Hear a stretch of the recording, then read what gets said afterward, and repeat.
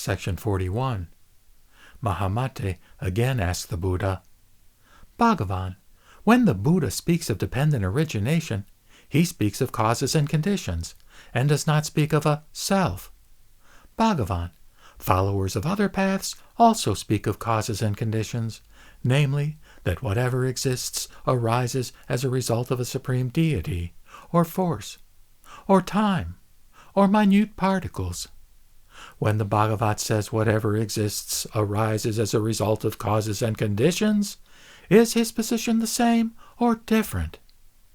Bhagavan, followers of other paths say that what exists comes from what exists, or what does not exist, while the Bhagavat says what exists comes from what does not exist, and once it arises, it ceases. According to the Bhagavan, ignorance is the condition of memory, and so on, up to old age and death. But this, Bhagavan, is a teaching of no causes, not a teaching of causes.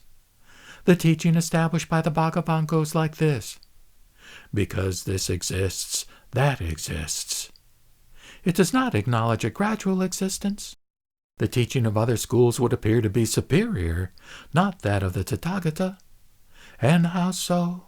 Because according to other schools, Bhagavan, the cause does not arise from conditions, but gives rise to what exists. Whereas the Bhagavan says that the effect is discernible in the cause, and the cause is discernible in the effect, which confuses causes and conditions, and which thus forms an endless circle.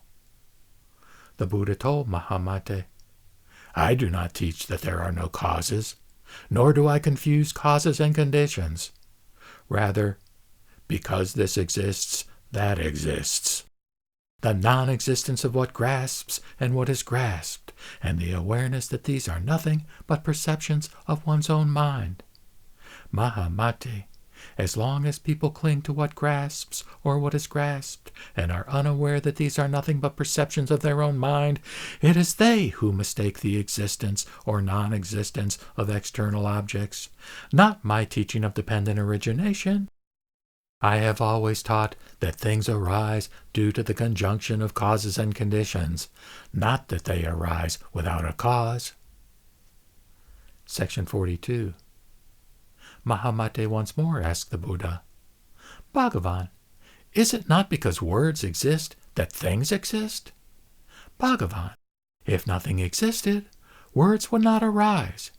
Therefore, Bhagavan, it is because words exist that things exist. The Buddha told Mahamate, words are created even when things don't exist. Among the words that appear nowadays are rabbit horns and tortoise hair. Mahamate, these do not exist and do not exist. They are merely words. Your contention that because words exist, things exist is faulty. Nor, Mahamate, do words exist in every world. Words are simply fabrications.